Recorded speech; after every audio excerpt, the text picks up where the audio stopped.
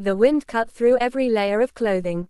It howled like a living thing across the barren white plains of Antarctica. The sky was a steel-gray dome pressing down on the endless ice. I had been alone for months, surrounded only by frozen silence. Food supplies had vanished faster than expected. The radio had stopped transmitting weeks ago.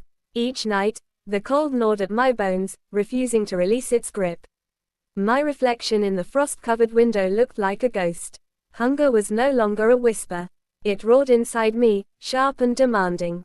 The snow outside glimmered deceptively, a cruel reminder of isolation. I traced the frost patterns on the glass, imagining warmth I could not reach. Days merged into nights without distinction. My body weakened, muscles trembling with every step. I started rationing more than just food. Sleep became dangerous, moments of rest filled with nightmares of being buried in ice. One morning, a strange thought struck me. A thought so dark I recoiled from it immediately. I scanned the empty horizon for signs of life. No footprints, no shadows, only the vast, white emptiness. The wind shifted, carrying a metallic scent. I could smell something beyond frost and decay. A fear unlike any before gripped me, tightening its hold. I wondered if survival required crossing lines I never imagined. The sun barely touched the horizon, casting long, pale shadows. Each step on the cracking ice echoed in my mind. I saw shapes in the whiteness, imagined movements just beyond sight. My reflection in the ice seemed different, harsher, hungrier. I remembered the stories told by explorers before me. Whispers of desperation, of men driven to acts unspeakable. I told myself I would never reach that point.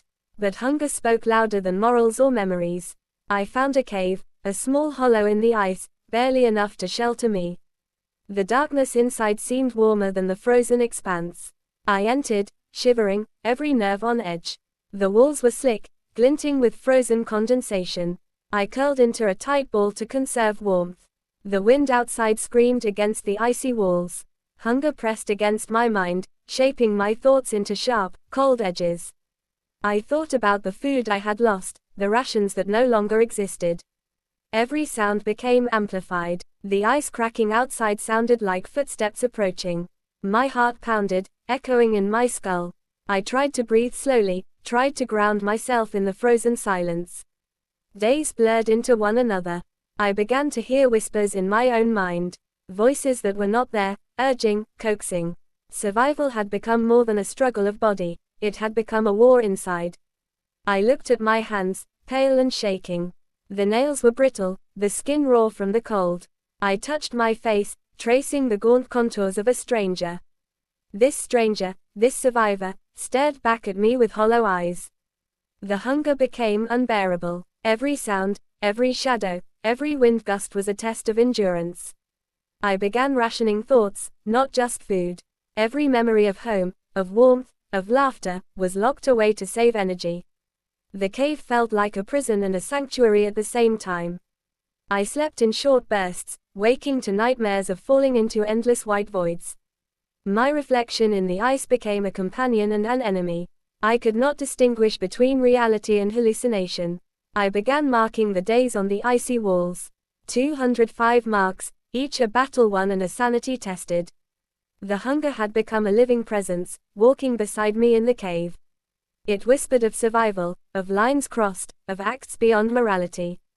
I stepped outside, the horizon blinding with white light. The wind hit me like a slap, but I did not flinch.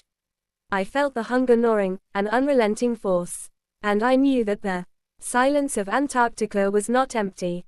Something was waiting, not in the shadows, but in the silence itself. And survival demanded a choice I had never imagined.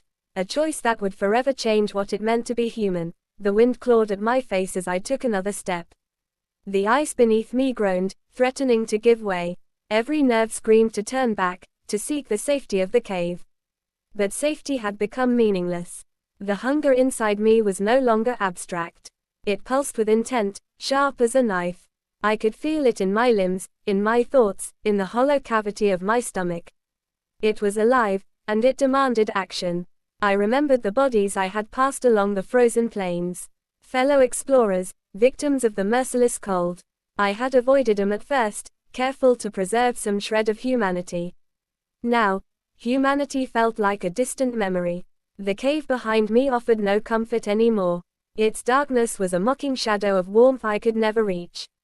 I walked across the white expanse, the wind tearing at my ears. Every step carried a mixture of fear and necessity. I saw it first as a shape, a shadow half buried in the snow. The mind wants to see what it fears most. I froze, chest tightening, eyes narrowing against the blinding whiteness. It moved slightly. I approached cautiously. The frozen figure was another human, or what had once been human. The cold had preserved it in a grotesque stillness. I felt my stomach twist as realization sank in. Hunger whispered promises I did not want to hear. I recoiled, yet a part of me was already calculating.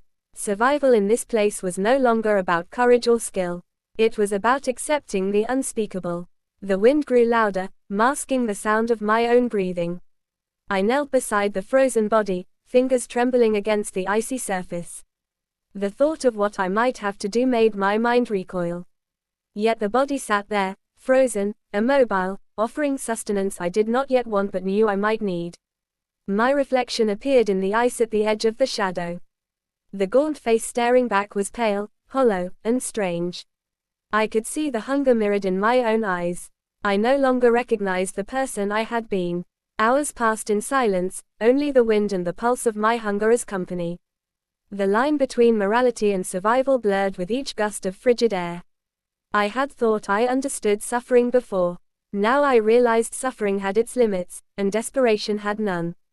I wrapped my coat tighter around myself, shivering. The sun dipped below the horizon, leaving only a faint glow. Darkness would bring its own dangers, unseen and merciless. The silence became unbearable, each sound amplified, each shadow alive. I thought about warmth, about food, about life beyond this frozen graveyard. Memories of home, of laughter, of summer sun, flickered briefly and painfully. They offered no comfort, only a reminder of what I had lost.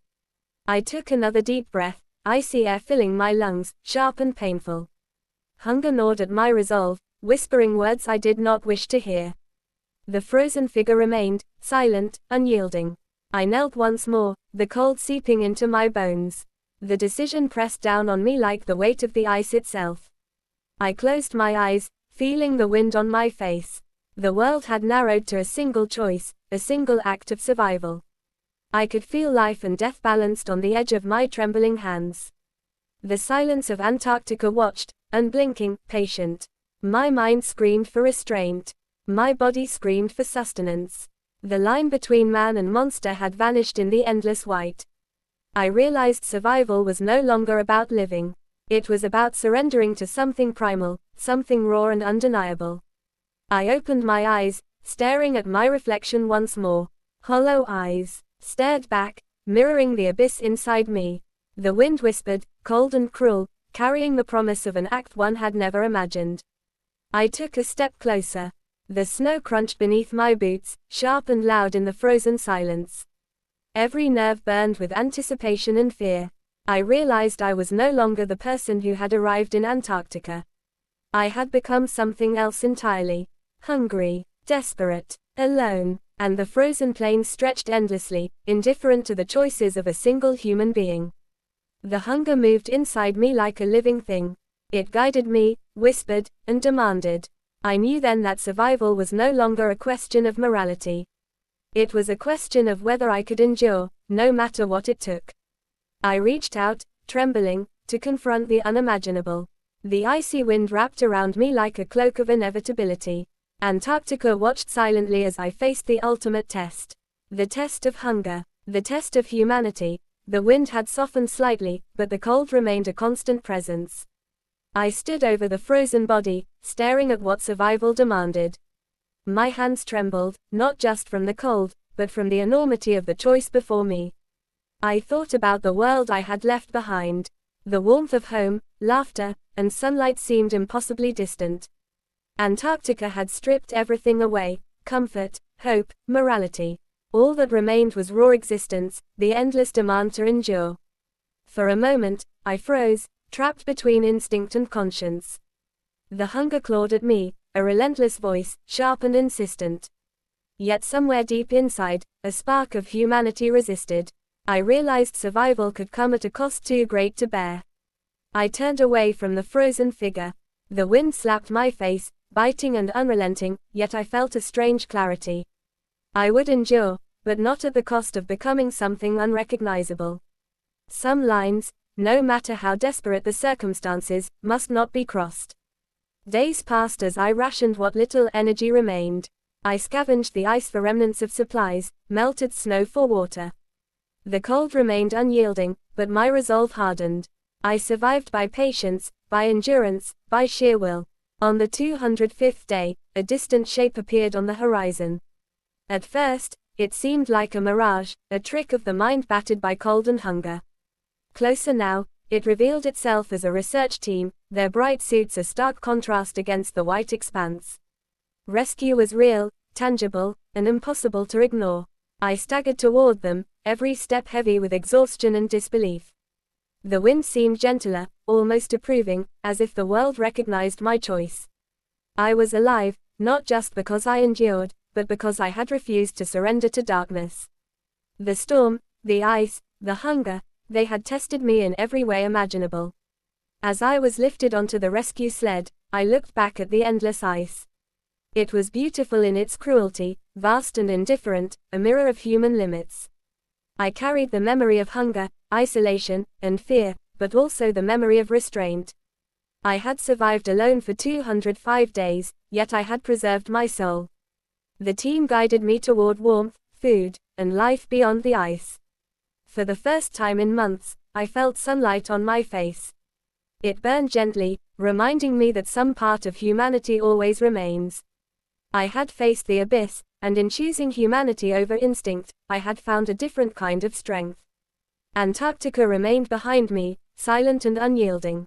It had taken much, but it had also given a lesson. Survival is not only measured in days endured, but in the choices made along the way. And I walked away, alive, scarred, and unbroken, carrying both the memory of hunger and the triumph of restraint.